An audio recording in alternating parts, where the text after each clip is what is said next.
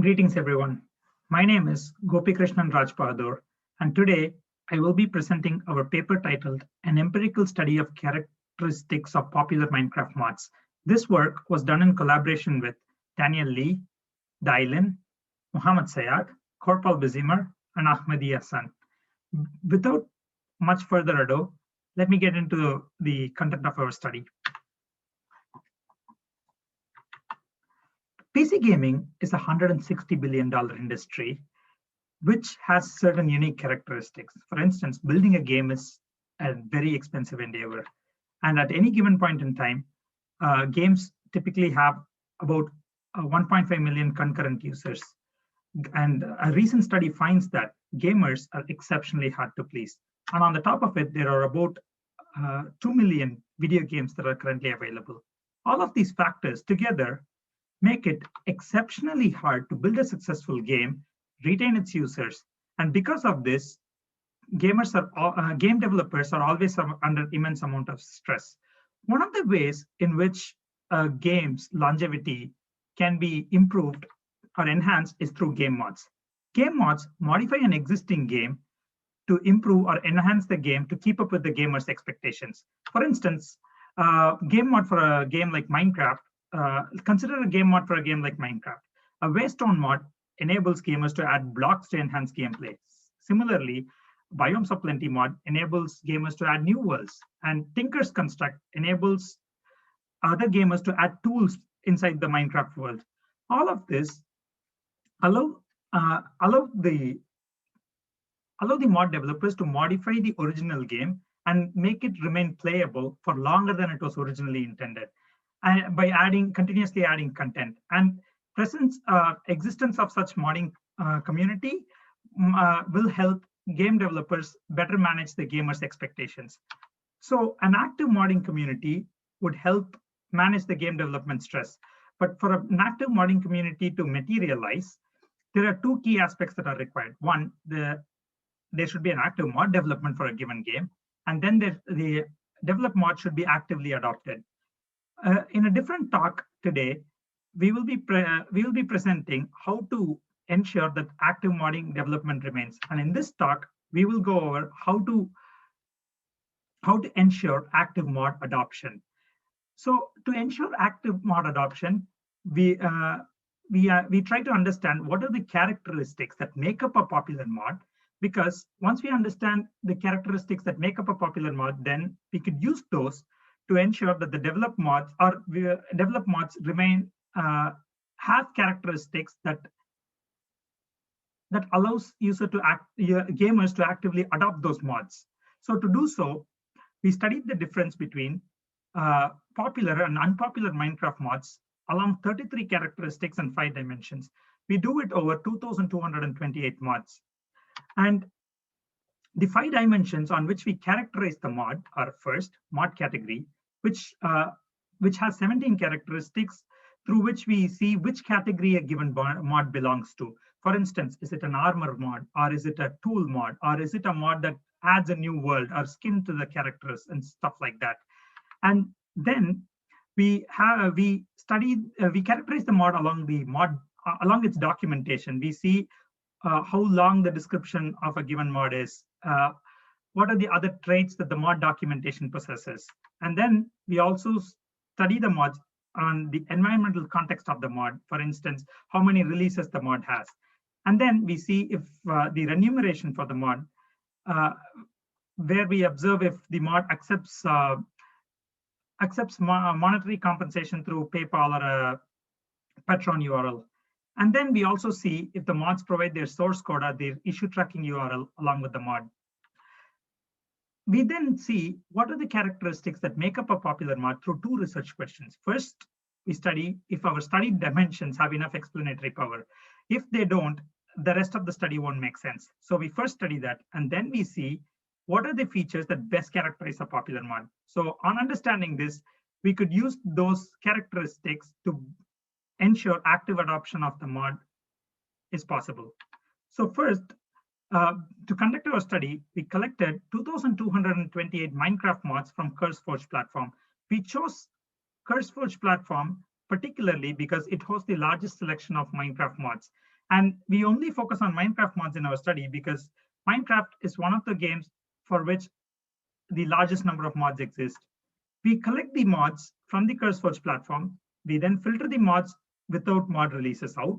And we only select the mods between 2014 to 2016 so that our study is current. And then we we select the popular and unpopular mods. We define popularity by the number of downloads. So we consider the mods that have the top 20% of the downloads as popular mods, and mods that have the bottom 20% of the downloads as unpopular mods. We then filter out the mods that do not have releases and dependencies that are not latest. And finally, we extract the 33 characteristics across the 5 dimensions I just explained before. So first, when we study if our studied dimensions have enough explanatory power, we built a logistic regression model on each of the category and computed its AUC. And we then studied if the computed AUC is greater than 0.5. If it is, we consider the dimension to have explanatory power. If it doesn't, we say that the studied dimension do not make sense. So from the results, we see that each of our studied dimension has significant explanatory power.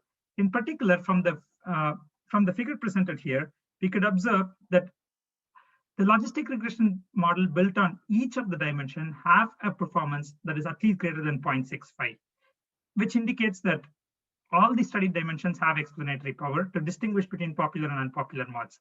Furthermore, we observe that community contribution dimension has the largest explanatory power. Then we go on to study what features best characterize a popular mod. To do so, we take our we take the mods that we study, and then we conduct a correlation and redundancy analysis to remove features that may result in spurious interpretation. Then we build a logistic regression model.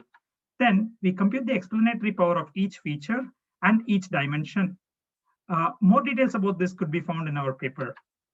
We then take this model, simplify it by performing a feature selection, and build the final model and construct a nomogram and a partial effect and several partial effect plots to understand the characteristics of a popular mod in a fine-grained fashion. From our study, we find that mods that simplify mod development are typically popular. From the nomogram presented here, we can observe that mods that belong to Fabric or add-on or API library, which all in turn simplify the mod development, are some of the popular mods. So in the nomogram, the larger the bar, a larger bar indicates that the more the feature contributes towards the mod being popular. Similarly, we also find that studies that provide the source code or an issue tracking URL are the most popular ones. For instance, 77% of the popular mods provide the issue tracking URL, and 70% of the popular mods have the source code URL along with the description. Similarly, popular mods tend to have longer description than unpopular mods. And in our study, we found that popular mods typically have 161 words as words, whereas unpopular mods only have 75 words, and all of these are median number of words. Finally, we find that popular mods typically accept donations through PayPal or Patreon and have more releases and have longer descriptions. So in summary, popular mods tend to promote community contribution with a source code URL and an issue tracking URL. They also have rich mod descriptions and have more releases. So in summary, I first presented why understanding the characteristics that make a popular mod would improve mod adoption. Then I presented the 2 research questions along which we conduct our study. And we find that all of the dimensions that we use to characterize and distinguish the popular and unpopular mod make sense because all of them have a high explanatory power. And finally, we find that popular mods tend to promote community contribution by providing source code URL and issue tracking URL, and they also have rich mod descriptions. So to improve the adoption of mods, we recommend the mod developers to follow our findings. Thank you.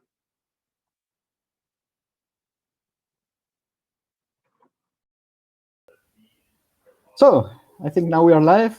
Hi everybody, welcome to the game session or to the Q&A for the first paper in the game session. I'm Gregorio Robles. I'm from the Universidad Rey Juan Carlos in Madrid, where ICSI would have taken place if everything would have been fine. So, and we have now 10 minutes for Q&A for the paper on an empirical study of the characteristics of popular Minecraft mods. And here we have Gopi and Dai to answer your questions. So let's start with the questions. You can put them there in the chat. You already know that we've been doing this for almost 4 days already. So Sebastian has put there a question. Thanks, Sebastian. And he asks, did you investigate how much effort, for instance, lines of code of a mod contribute to its popularity? And he says, it would be intuitive to assume that more extensive mods might be more popular. Do you have any idea on that? Sure. Thanks for the question, Sebastian. In this study, we did not investigate that because in most cases, a popularity of a mod depends on what the gamers perceive as an important feature. So something as trivial as a skin mod, which might not require a lot of coding, might be one of the most popular mods, whereas some mods which enable super complex orchestration might not be as popular. So for this study, we did not investigate that. Rather, we focused on how the mod documentation, how the other environmental context, if the presence or absence of a source code, do they help in the popularity of a mod. But I agree, investigating the effort in that sense might be a cool angle to look at. Okay, thank you. Anything to add, Dai? Yeah, I think Gopi covered it pretty well. I would say there's also restriction about whether the mod is open source or not, right? Because we would only have access to the open source one, but that would also be very interesting to look at. And then as Gopi already mentioned, like depends on the mod type, because we see there are so many different types of mods. There are multimedia focused mods, and there are complete overhaul type of mod that changes everything. The extensiveness of efforts in developing them are different, right? Different in ways that you contributed differently. We can't really easily compare or quantify the effort to design a UI element than lines of code of development. So those would all be the things that would interfere with the definition of effort. Okay, thank you. So one of the questions I have goes right into that direction, because you said you could only see those mods that are open source. Are there differences between mods that are open source and mods that are not open source? Are the categories different, their sizes, and so on? Actually, we find that mods that have their issue repositories and source code publicly available to be more popular. So, which in turn means that mods that are open source to an extent are more popular in general. But other than that, we don't have greater distinction. And one other thing to note is, even despite the mods being open source or not, if they sometimes accept a contribution that encourages them to develop more, and in turn ends up ends up being popular. That is the mod being popular. So those are two findings that we have. But in this particular study, we did not distinguish between closed source and open source. Okay. So Amir, who says he was a gamer himself before, has a question here, and he asks if your findings are relevant for other games like Skyrim and GTA. We would hope so, but we did it on Minecraft, which is a game which has one of the largest number of mods available, and it is very representative of most of the games. So we think it would generalize, but it's always a good thing for people to replicate this on other games and look for external validity of our findings. Yeah. So let's talk about generalization, and Sebastian goes as well in that direction. So, is it in your plans to replicate this for different games? Have you thought about that? Yeah, we are looking into how to replicate this for multiple games, but collecting data is not trivial, right? So we are still working on it. Okay. So, and the other one, going beyond the game area. So, what would you say are the differences between game development and well, Sebastian says serious software, but I would say the rest of the software. But other really differences in let's say in creating mods for a game or plugins for Eclipse. Why would you say? Oh, okay, you have to think about these issues which are really game specific.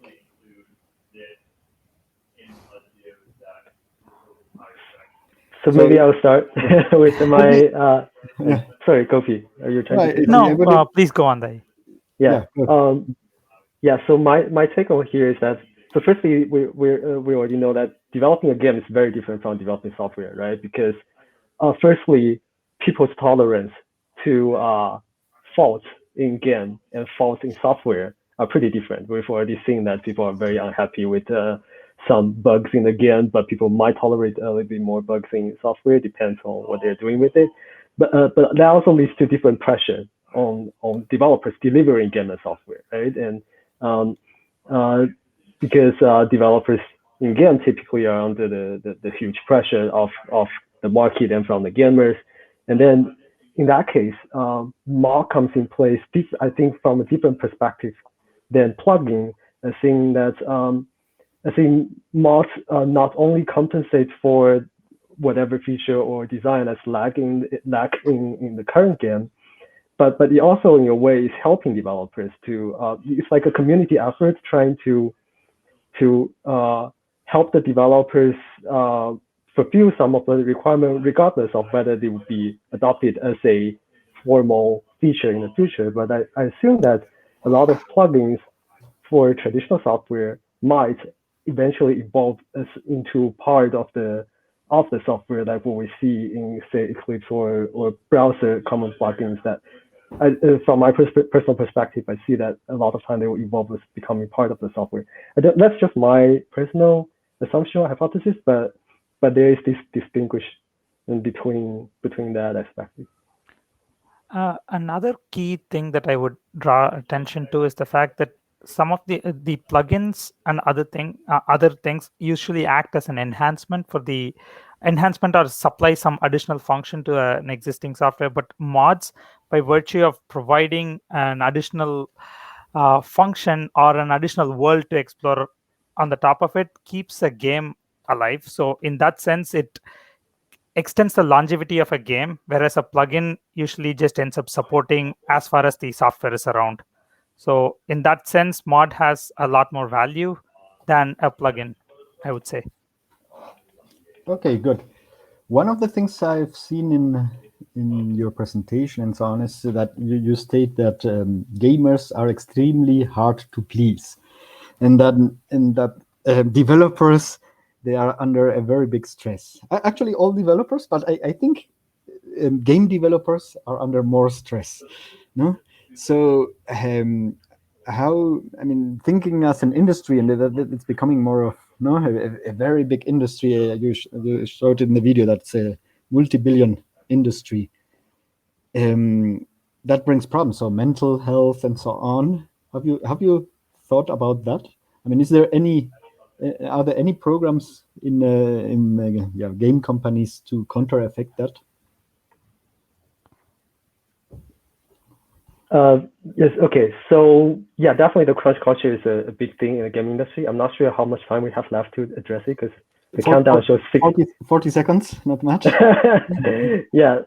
Actually, the next presentation beginning, I talked a little bit more about the crunch culture in the gaming industry right now. I think it's a really big culture issue that people are trying to shift, but just because of the nature of the industry as an entertainment industry, it has been hard. It has definitely been a major issue. Am I already off air? Yeah. So we have 10 seconds. The good thing is we have almost the same authors for the second paper. So I would like to thank Gopi and Dai for being here, and we see after the video.